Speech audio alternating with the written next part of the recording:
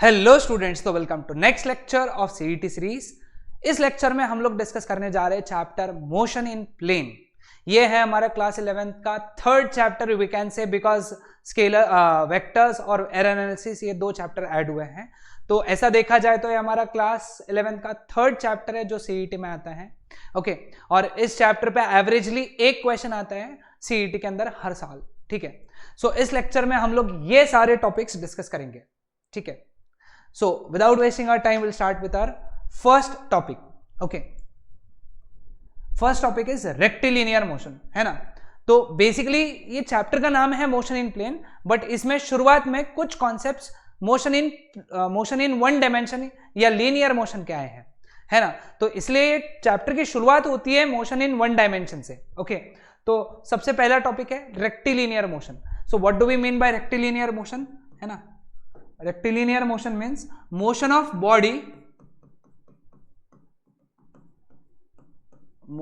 body along a straight line, है ना। एक स्ट्रेट लाइन के ऊपर जो मोशन होता है उसको हम लोग बोलते हैं मोशन इन रेक्टिलिनियर मोशन, है ना। इसका दूसरा नाम भी है, इसको हम लोग मोशन इन वन डायमेंशन भी बोल सकते हैं। ठीक है, मोशन इन वन डायमेंशन। ठीक है, क्लियर है। तो बेसिक सा ये डेफिनेशन हो गया। अब रेक्टिलिनियर मोशन में हमको सबसे पहले जो कॉन्सेप्ट पढ़ना है वो पढ़ना है डिस्टेंस के बारे में और डिस्प्लेसमेंट के बारे में। ठीक है, तो शुरुआत करते हैं हमारे पहले टॉपिक से, एंड दैट इज डिस्टेंस। ठीक है, अब डिस्टेंस क्या होता है ना। डिस्टेंस यानी क्या? Distance is actual length of the path travelled, है ना। बहुत सिंपल डेफिनेशन है इसकी।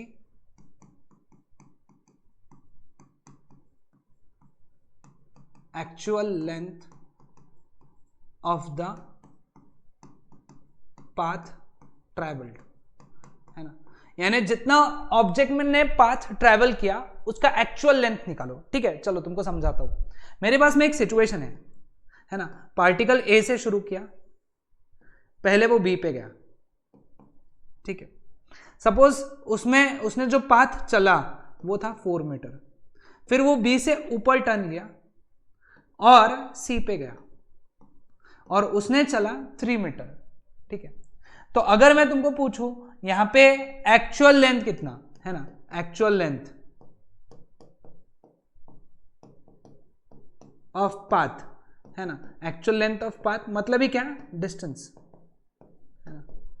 और डिस्टेंस रहेगा 4 + 3 सिंपली 7 मीटर्स, है ना। बहुत सिंपल, ये तो बहुत ही पांच है ना।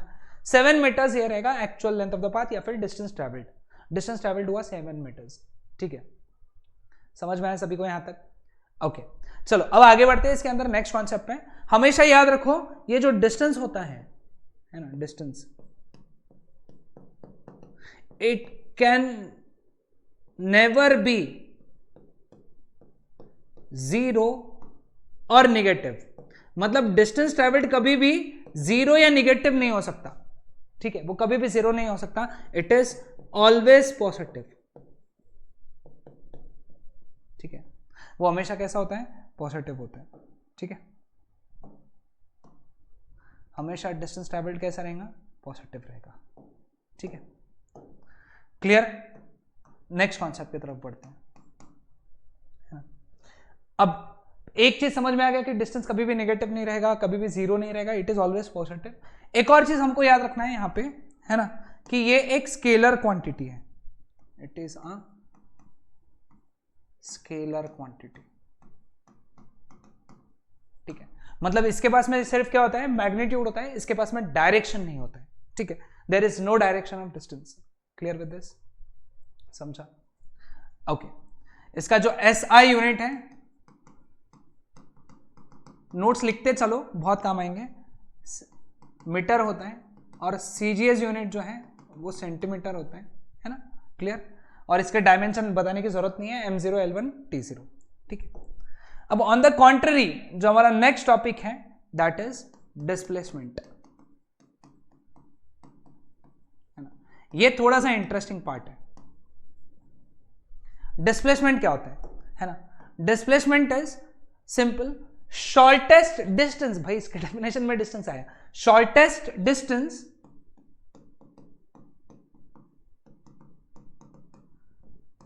Between initial position and final position. ठीक है, यानी शुरुआत कहां से हुई और कहां पे खत्म हुआ, इसके बीच का शॉर्टेस्ट डिस्टेंस निकालना है तुमको। और हमेशा याद रखो जो शॉर्टेस्ट डिस्टेंस होता है, कौन, शॉर्टेस्ट डिस्टेंस, यह हमेशा स्ट्रेट लाइन डिस्टेंस होता है। ठीक है, स्ट्रेट लाइन डिस्टेंस। ठीक है, यानी बेसिकली मैं क्या करूंगा यहां पे, है ना, एक स्ट्रेट लाइन बना दूंगा, है ना, क्योंकि देखो यहां पे ये हमारा इनिशियल पोजीशन था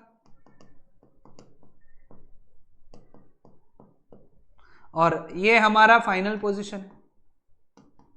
तो मुझे करना क्या है, मुझे इनिशियल पोजीशन और फाइनल पोजीशन के बीच में एक स्ट्रेट लाइन बनाना है, और जो मैं स्ट्रेट लाइन बनाऊंगा वही मेरा क्या रहेगा, डिस्प्लेसमेंट रहेगा। ठीक है, और अगर मैं यहां पे पाइथागोरस थ्योरम लगाऊं, ये 4 है ये 3 है, तो ये 5 मीटर आएगा। तो इस केस में I can say that displacement जो है 5 मीटर आया। डिस्प्लेसमेंट यहां पे इस एग्जांपल में 5 मीटर आया, है ना। डिस्टेंस कितना आया था, 7 मीटर, डिस्प्लेसमेंट आया 5 मीटर। ठीक है, सिंपल कंसेप्ट। ओके, तो यहां से हम लोग एक और चीज बता सकते हैं डिस्प्लेसमेंट के बारे में कि it can be positive, zero और नेगेटिव। ये जीरो भी हो सकता है, पॉजिटिव भी हो सकता है और नेगेटिव भी हो सकता है। ठीक है सर, कैसे, एक बार समझाओ। देखो समझाता हूं तुमको, बहुत सिंपल है।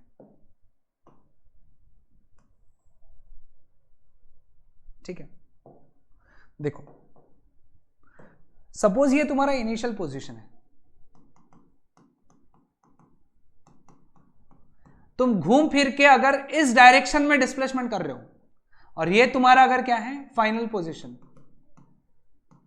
है ना। तो कन्वेंशन क्या है कि जो भी चीज अपन राइट साइड में गिनते हैं वो क्या रहते हैं, पॉजिटिव। ठीक है, तो डिस्प्लेसमेंट कैसा हो गया, पॉजिटिव। ठीक है, अब देखो एक और चीज समझाता हूं। तुम यहां से शुरू किए, ए से, तुम घूम फिर के वापस वहीं पे आ गए, है ना। यानी जहां से शुरू किए, जो तुम्हारा इनिशियल पोजीशन है, वही तुम्हारा फाइनल पोजीशन अगर होता है, तो इस केस में डिस्प्लेसमेंट जीरो होता है। Displacement is zero. तो कैसे याद रखना, देखो तुम दिन की शुरुआत कहां पे कर रहे हो, घर से, अपने बेड से, और दिन का खत्म भी कहां पे कर रहे हो, बेड पे। तो इफेक्टिवली तुम्हारा दिन भर में तुमने जहां से शुरू किया था इनिशियल पोजीशन और जहां पे खत्म किया था फाइनल पोजीशन, वो बेड ही है। तो तुम्हारा डिस्प्लेसमेंट कितना हुआ, जीरो हुआ। याद रखना डिस्प्लेसमेंट कितना, जीरो, क्योंकि initial position is equal to final position. अब सपोज ये तुम्हारा इनिशियल पोजीशन है, ठीक है, और ये तुम्हारा फाइनल पोजीशन है, जो कि तुम्हारे इनिशियल पोजीशन के लेफ्ट में आया।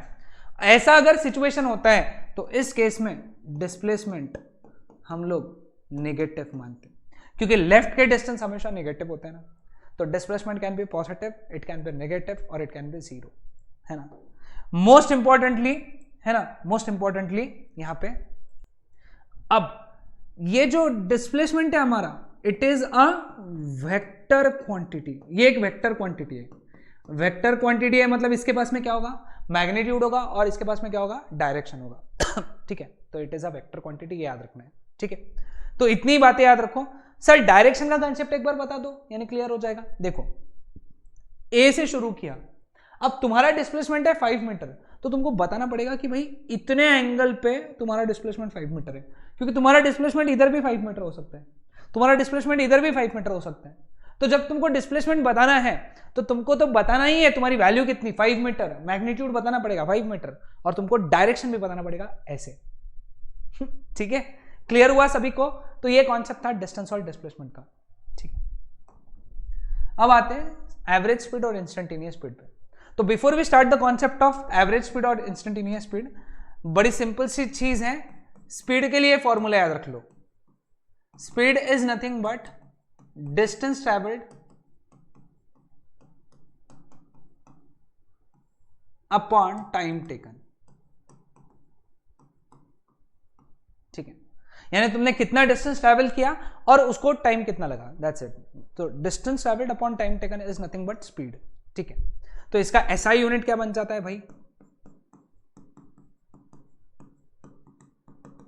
मीटर पर सेकेंड। सीजीएस यूनिट क्या बन जाता है, सेंटीमीटर पर सेकेंड। और अदर यूनिट क्या बन जाता है, किलोमीटर पर आवर। अब क्योंकि यहां पे पहली बार आ रहा है तो एक बार मैं तुमको यहां पे रिलेशन बता देता हूं, है ना। ऑलरेडी मैंने बताया भी है शायद रोटेशनल डायनामिक्स में, बट अभी भी बता देता हूं, है ना। जब किलोमीटर पर आवर को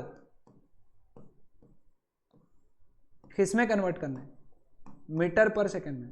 ठीक है, तो मल्टीप्लाई बाय 5/18।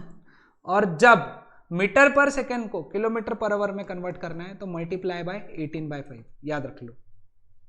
ठीक है, ये नोट डाउन करके रख लो, नहीं तो क्या होता है टाइम पे कंफ्यूजन हो जाता है, एक तो गलती करोगे नहीं तो टाइम लगा लोगे, बहुत सारा टाइम वेस्ट कर चुका रहोगे। ठीक है, क्लियर हुआ। अब आते हैं एवरेज स्पीड पे, है ना। एवरेज स्पीड क्या होता है,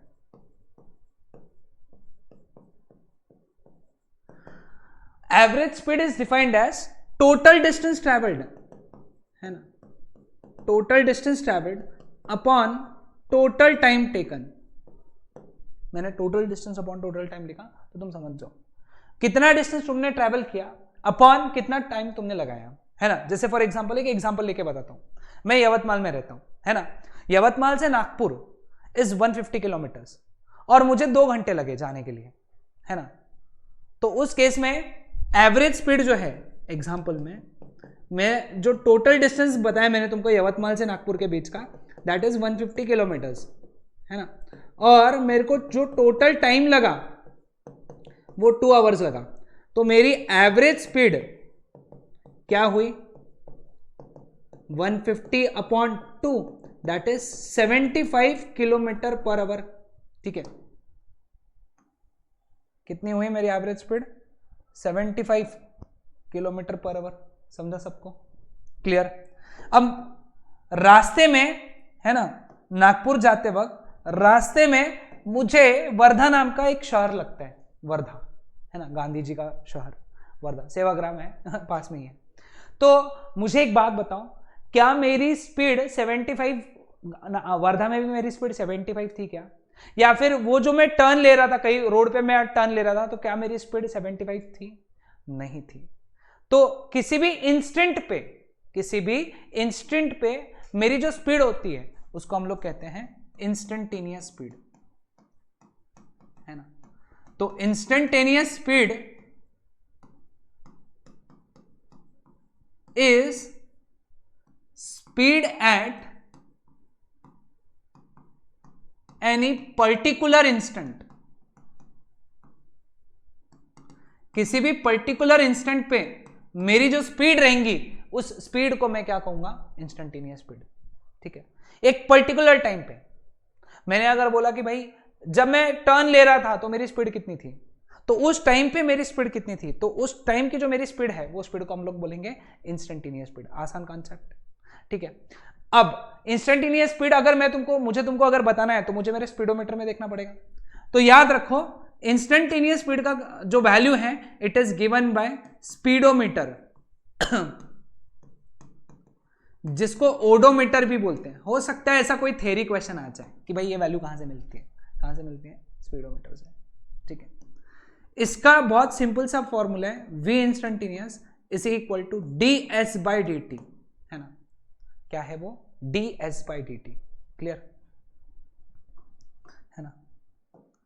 अब कुछ कॉन्सेप्ट्स हैं, है ना। Average speed shortcuts,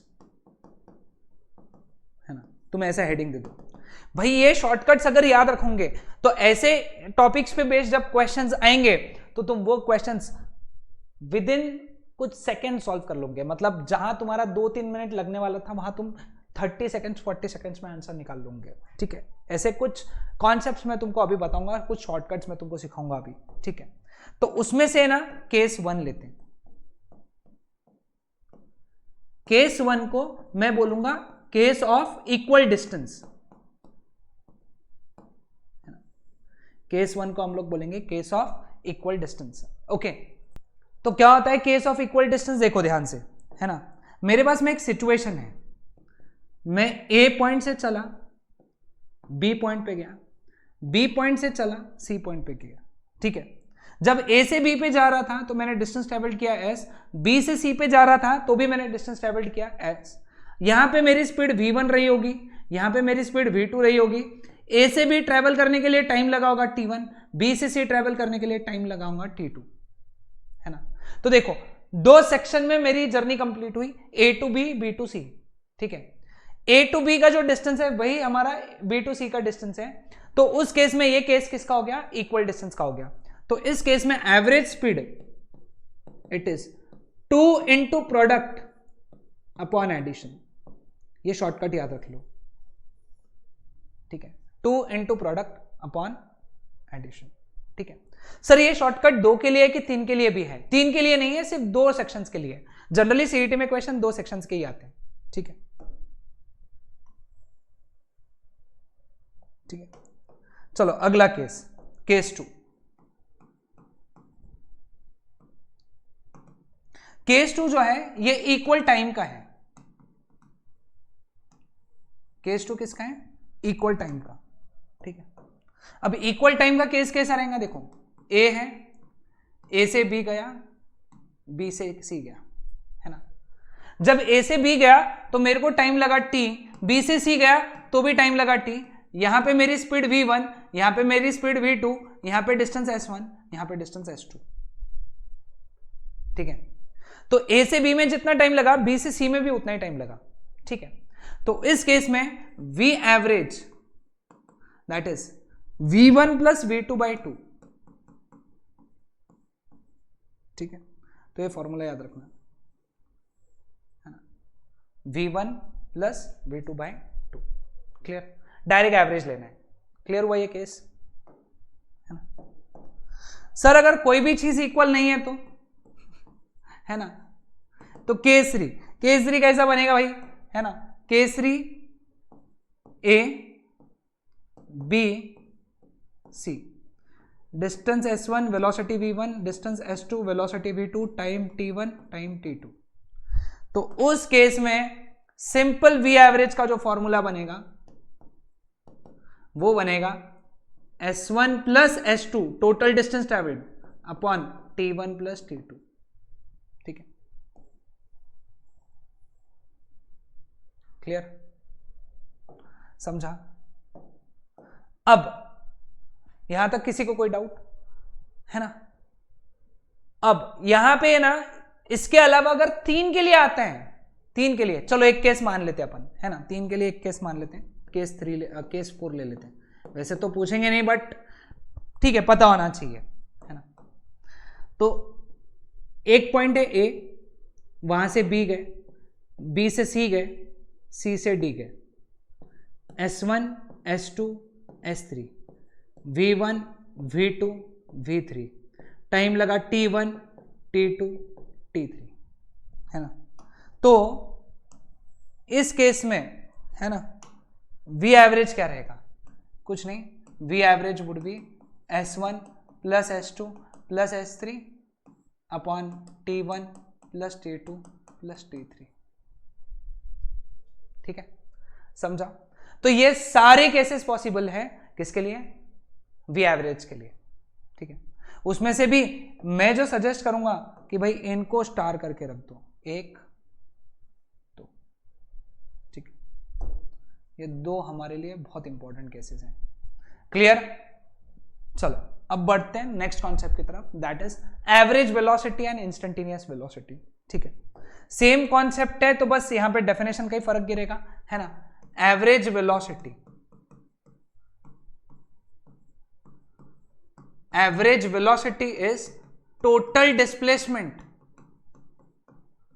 upon total time taken, ठीक है, total displacement upon total time taken, ठीक है। और average velocity sorry instantaneous velocity,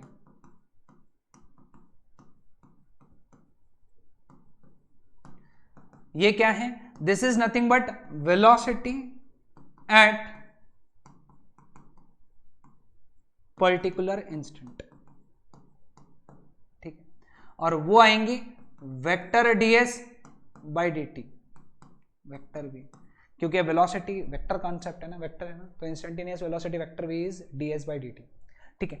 generally इस पे बेस्ड क्वेश्चन आ सकते हैं, है ना।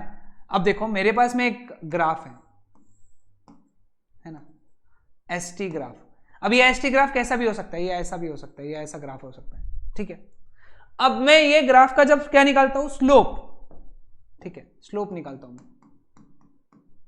Slope of s t graph, तो वो क्या आएगा d s by d t. लेकिन बेटा d s by d t क्या है, इंस्टेंटेनियस वेलोसिटी है, तो slope of displacement time graph is instantaneous velocity where s is displacement, ठीक है, एंड टी इज टाइम, ठीक है। इसके लिए मैं ऐसा लिख सकता हूं क्या, yes, what is instantaneous speed, instantaneous speed, slope of distance time graph, slope of distance time graph is instantaneous speed, ठीक है, क्लियर है।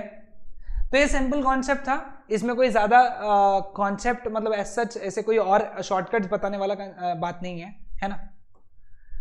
अब बढ़ते हैं यूनिफॉर्म मोशन की तरफ। यूनिफॉर्म मोशन, यूनिफॉर्म मोशन वो होती है जिसमें वेलोसिटी जो होती है दैट इज कांस्टेंट, है ना, वेलोसिटी इज कांस्टेंट, है ना। वेलोसिटी तभी कांस्टेंट रहेंगी जब उसका मैग्नीट्यूड एंड डायरेक्शन दोनों कांस्टेंट रहेंगे, यानी उसका मैग्नीट्यूड भी कांस्टेंट होना चाहिए और डायरेक्शन भी कांस्टेंट होना चाहिए, ठीक है, क्लियर। मैग्नीट्यूड भी चेंज नहीं होगा, डायरेक्शन भी चेंज नहीं होगा। अगर ऐसा है तो वेलोसिटी इज कांस्टेंट, और वो मोशन को बोलते हैं अपन यूनिफॉर्म मोशन। तो यूनिफॉर्म मोशन कब आएगी, यूनिफॉर्म मोशन जब ये स्ट्रेट लाइन वाला मोशन रहेगा, straight line,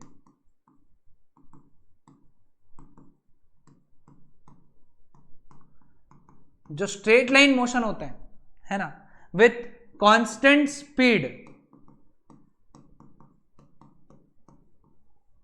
that is known as uniform motion. Sir यहां स्पीड आ गया, एक बात ध्यान में रखना, एक पॉइंट में लिख के दे रहा हूं, है ना, वेलोसिटी का मैग्नीट्यूड जो होता है ना, रेक्टिलिनियर मोशन में, कौन से मोशन में, रेक्टिलिनियर मोशन में वेलोसिटी का जो मैग्नीट्यूड होता है वो क्या होता है, स्पीड होता है, याद रखना। कौन से मोशन में, रेक्टिलिनियर मोशन में क्या, वेलोसिटी का मैग्नीट्यूड क्या होता है, स्पीड होता है, ठीक है। Non uniform motion, non uniform motion वो मोशन होता है जिसमें वेलोसिटी इज नॉट कांस्टेंट। तो जब वेलोसिटी कांस्टेंट नहीं है तो तीन पॉसिबिलिटीज हैं, ठीक है। एक तो क्या चेंज हो रहा है, मैग्नीट्यूड चेंजेस, नहीं तो डायरेक्शन चेंजेस, नहीं तो बोथ चेंजेस, ठीक है। मैग्नीट्यूड चेंज हो सकता है, नहीं तो डायरेक्शन चेंज हो सकता है, नहीं तो दोनों चेंज हो सकते हैं। ऐसा मोशन जिसमें एक तो मैग्नीट्यूड चेंज, नहीं तो डायरेक्शन चेंज, नहीं तो दोनों चेंजेस, मतलब वेलोसिटी इज नॉट कांस्टेंट, उस मोशन को क्या बोलते हैं हम लोग, नॉन यूनिफॉर्म मोशन। अब नॉन यूनिफॉर्म मोशन में सबसे इंपॉर्टेंट चीज आती है and that is acceleration. Actually इसके लिए स्पेशल स्लाइड चाहिए थी, बट ठीक है ये एक्सप्लेन कर देता हूं, है ना। Acceleration, so what do you mean bye acceleration? Acceleration is nothing but rate of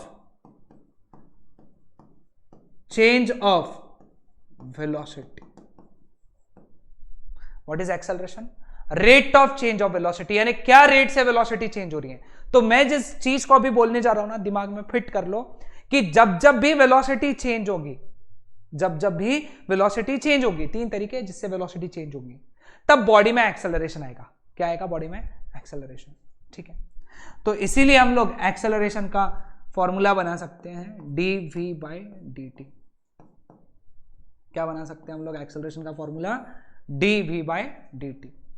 ठीक है, इसीलिए इसका SI यूनिट जो बन जाता है एक्सेलरेशन का, वो बन जाता है मीटर पर सेकेंड स्क्वायर, और CGS बन जाएगा, बताओ फटाक से, सेंटीमीटर पर सेकेंड स्क्वायर। ठीक है, dv/dt यानी y एक्सिस पे अगर मैं प्लॉट करूं वेलोसिटी और x एक्सिस पे प्लॉट करूं टाइम, तो मेरे को एक समझ में आएगा कि acceleration is slope of velocity time graph. ठीक है, अब क्योंकि एक्सेलरेशन है यहां पे, है ना, इस मोशन में एक्सेलरेशन है, क्योंकि वेलोसिटी कांस्टेंट नहीं है, वेलोसिटी चेंज हो रही है, मतलब बॉडी में क्या आ रहा है? एक्सेलरेशन। इसीलिए नॉन यूनिफॉर्म मोशन को हम लोग आइदर एक्सेलरेटेड मोशन बोल सकते हैं, जिसमें a की वैल्यू क्या रहेंगी? पॉजिटिव, या फिर हम लोग इसको डिसेलरेटेड या फिर रिटार्डेड मोशन भी कह सकते हैं, जिसमें एक्सेलरेशन की वैल्यू कहेंगे नेगेटिव। बेटा याद रखो, जब एक्सेलरेशन की वैल्यू कह रही थी पॉजिटिव, तो वेलोसिटी इंक्रीज होती, जब एक्सेलरेशन की वैल्यू कह रही थी नेगेटिव, तब वेलोसिटी डिक्रीज होती। सर अगर वेलोसिटी की वैल्यू कांस्टेंट है तो मोशन रहती यूनिफॉर्म, तो इस केस में एक्सेलरेशन क्या रहता है? जीरो। याद रखो, यूनिफॉर्म मोशन में एक्सेलरेशन कितना होता है? जीरो। नॉन यूनिफॉर्म मोशन में वो एक तो पॉजिटिव रह सकता है, नेगेटिव रह सकता। कौन बेटा? एक्सेलरेशन। क्लियर हुआ सभी को? कोई डाउट किसी को यहां तक? Okay, simple one. Okay, next चलते हैं, graphs of uniform motion. Uniform motion के ग्राफ्स कैसे रहेंगे? ठीक है, सबसे पहला आता है एसटी ग्राफ। ठीक है, एसटी ग्राफ है ना, इसका जो एसटी ग्राफ होता है वो ऐसे रहेगा, है ना, ऐसे रहेगा। क्लियर? अगर ये ग्राफ तब लेना है जब particle starts from origin.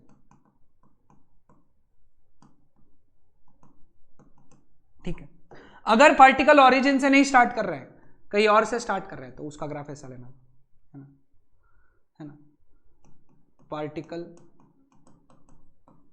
Does not start from origin.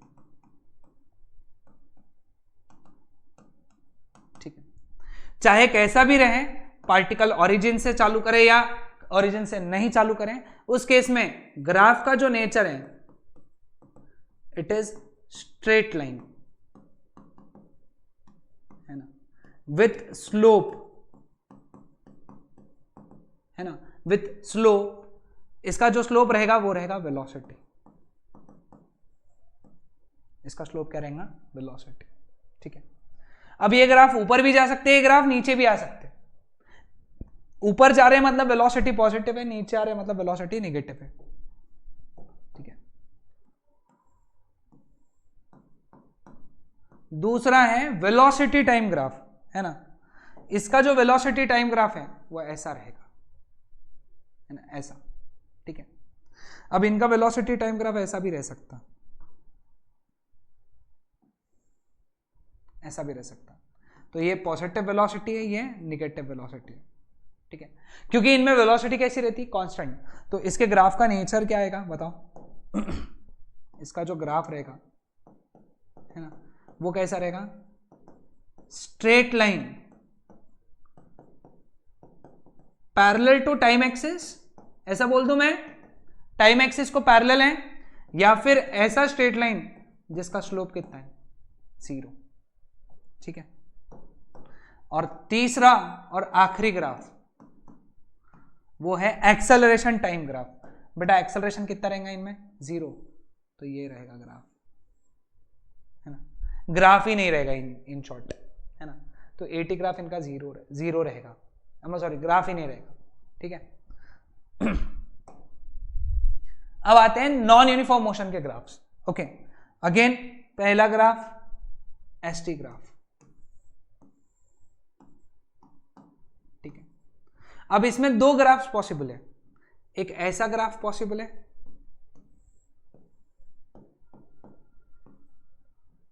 एक ऐसा ग्राफ पॉसिबल है, ठीक है। अब ये वाला ग्राफ जो पॉसिबल है, ये एक्सेलरेशन पॉजिटिव के लिए पॉसिबल है, ये एक्सेलरेशन निगेटिव के लिए पॉसिबल है, ठीक है। ये निगेटिव एक्सेलरेशन के लिए है ना, मतलब रिटार्डेड मोशन के लिए। निगेटिव एक्सेलरेशन के बजाय हम लोग बोल देंगे यहां पे रिटार्डेड मोशन,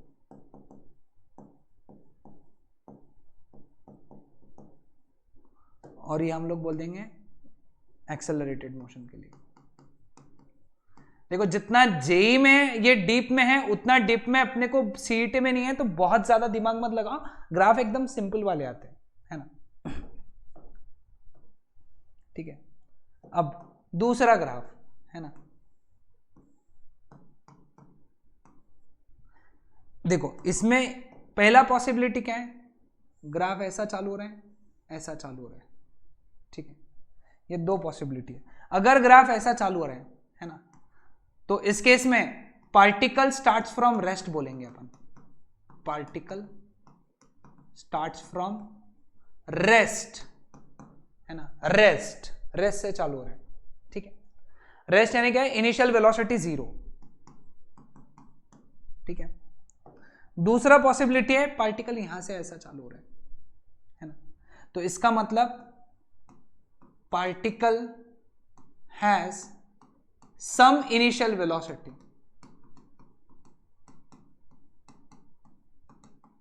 जिसको हम लोग क्या मानते हैं, u। इसके ग्राफ का नेचर क्या रहता है, इसका जो ग्राफ रहेगा ये कैसा रहेगा, स्ट्रेट लाइन रहेगा। क्या रहेगा, straight line with slope equal to acceleration, ठीक है, स्लोप इक्वल टू एक्सेलरेशन। और ये जो ग्राफ्स हैं, है ना, ये वाले जो ग्राफ्स हैं, ये हैं एक्सेलरेटेड मोशन के लिए। किसके मोशन, कौन से मोशन के लिए, एक्सेलरेटेड मोशन के लिए, ठीक है। अब बारी आती है दूसरे तरीके के ग्राफ्स की, वेलोसिटी टाइम ग्राफ के ही ग्राफ्स की,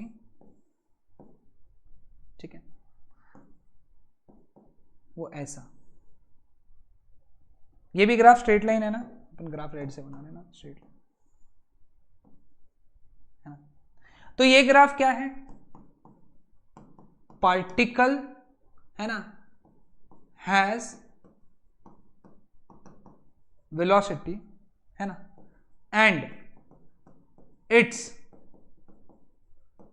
वेलोसिटी इज डिक्रीजिंग, है ना। जब वेलोसिटी क्या होती है, डिक्रीज होती है, तो उसको अपन रिटार्डेड या डिसेलरेटेड मोशन बोलते हैं, रिटार्डेड या फिर डिसेलरेटेड मोशन बोलते हैं, ठीक है, क्लियर। तो ये रिटार्डेड या डिसेलरेटेड मोशन का ग्राफ है, ठीक है। तीसरा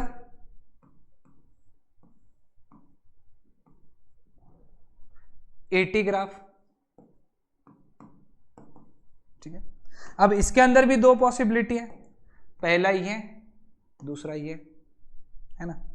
तो ये एक पॉजिटिव वैल्यू है, ये एक निगेटिव वैल्यू है।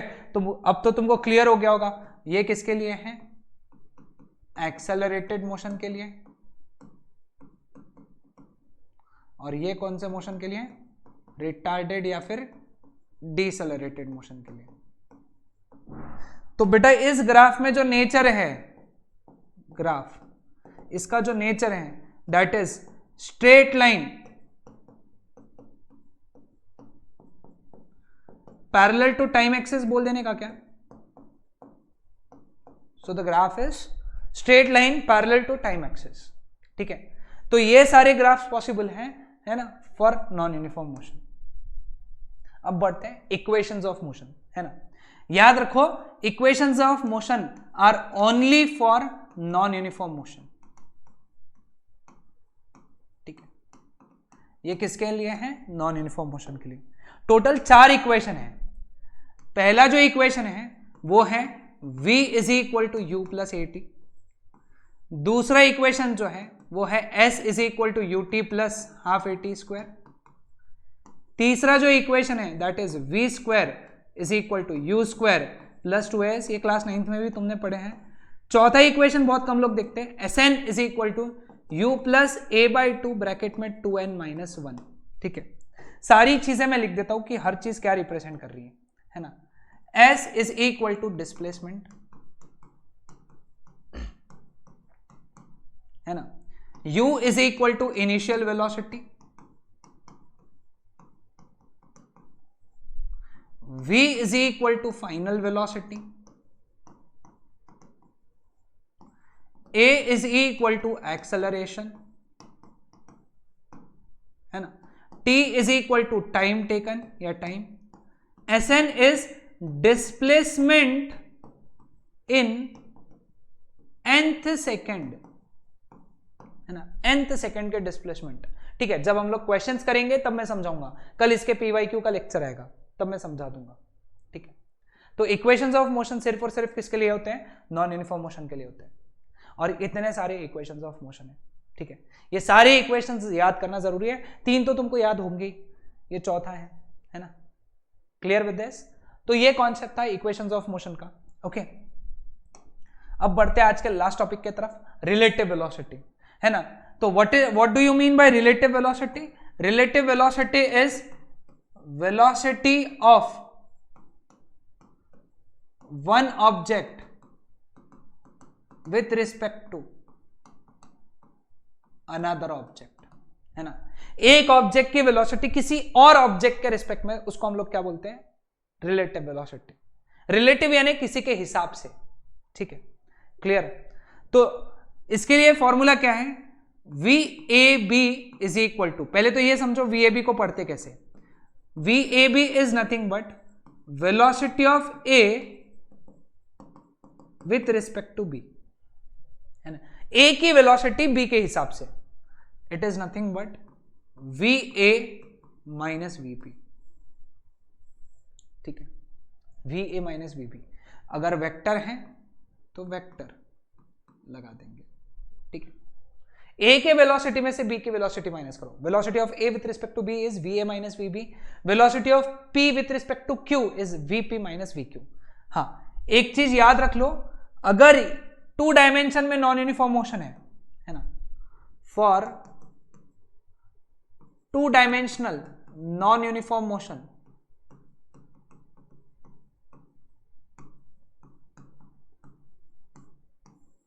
तो उस केस में ये इक्वेशंस कैसे चेंज होंगे देख लो, है ना। एक रहेगा Vx is equal to ux plus a x t, और एक रहेगा Vy is equal to uy plus a y t, है ना। दूसरा क्या रहेगा, Sy is equal to uy t, है ना। उस केस में अपन Sy नहीं लिखते, अपन लिखते y, है ना। y is equal to uy t plus half a y t square, और x is equal to u x t plus half a x t square. ठीक है, तीसरा जो है वो हो जाएगा v y square is equal to u y square plus 2ay, और v x square is equal to u x square plus 2ax। ठीक है,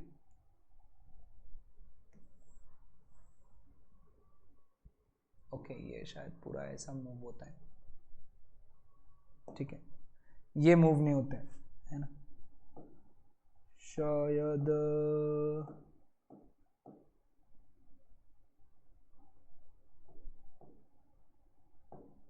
ठीक है, मैं सेपरेट करने का सोच रहा था इसको, लेकिन ठीक है, यहाँ पे लाइन ऐसे बना देता हूँ। ठीक है, क्लियर? हाँ, हमेशा याद रखो टी में टी एक्स टी वाई नहीं होता है, क्योंकि टाइम तो टाइम ही होता है ना। तो टी के जगह टी ही रहेगा, टी एक्स टी वाई नहीं होगा। बाकी सबके जगह v x v y v s x x y, s x के जगह एक्स हो गया, एस वाई के जगह वाई हो गया, ए एक्स ए वाई भी दिखेगा तुमको।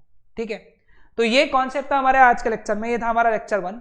कल के लेक्चर में हम लोग इसके आगे के कॉन्सेप्ट्स है ना, विचार the concepts of projectile motion वो करेंगे और कल ये अपना चैप्टर कंप्लीट हो जाएगा। कल इसी के साथ में पीवाईक्यू का लेक्चर भी आएगा। चलो अब मिलते हैं कल, टिल देन बाय एवरीवन।